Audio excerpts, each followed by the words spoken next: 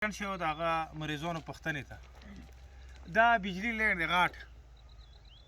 یو کوم ډایرکټ لینډ دی چې هغه نه راغلی دی او یو دا هغه بل دی په دې کې اوس بجلي اچول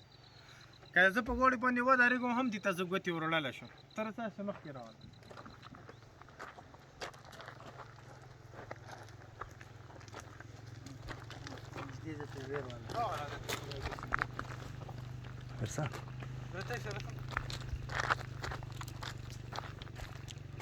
ډېر نزدیک خو مې یاله شورته یې په وایدي چې بجلي دی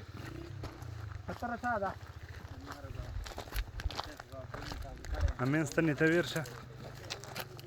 لکه د ایمو مرګونو دپاره د مو مرګونو دپاره یا د مو د بچیو شلونې دپاره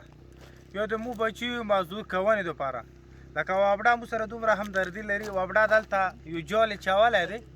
دا مزې یې تېر کړي چې چېرته یو غریب سړی راشي یو د دغې علاقې یو کس راشي چې دوره شي چې ونیسي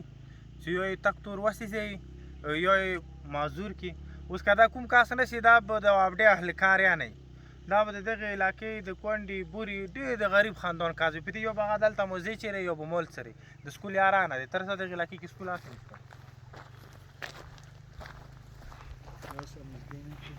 دښته زه اوس رانږدې که رانږدې که دا مزي وکړې راغلی موږ تګ ضروري نه دی دښته زه لاس وروړلی شو دښته زه لاس وروړلی شم دا نږدې رانه دی دښته زه لاس وروړلی شم وغواړم زه چې دښته کې کوم یو ته وغواړم زه لاس ورچولی شو نو ولاړ شو او دا بیا وکسه یوه کمبه یې لګولی دی په تاریخ کې یې ځین څه داسې کمبه به په دنیا کې بل چې ته ونه کړي دا د وابډا والا دا سپیشلی زه هغه وابډا کوم چیپ دی یا د مو د علاقې کوم هغه د څه ورته یي ایس ډي او ته یی دا په تاریخ کې به دا شکمبه یي چې تا ونه کړي لکه دلته د څمکني علاقې کې لګول او د وابډا غریبانو دا کوشش دی چې چېرته یو مسلمان یې دوایي چې دلته یې ونیسي او ما اورېدلی دي چې دلته مالونه یې نیولي دي او دلته یو کس څنګه ته دا وکسه اوس چې دا کله بیا کس ونیسي په مغې ورځو بیا دا کمبه بدلیږي دا وځي بیا بدلیږي پوه شي او بیا به یې چې دې کې د وابډا هېڅ قصور نه شو د وابډا هېڅ غلطي نه شوه ورونه دا دومره مزې دا دکه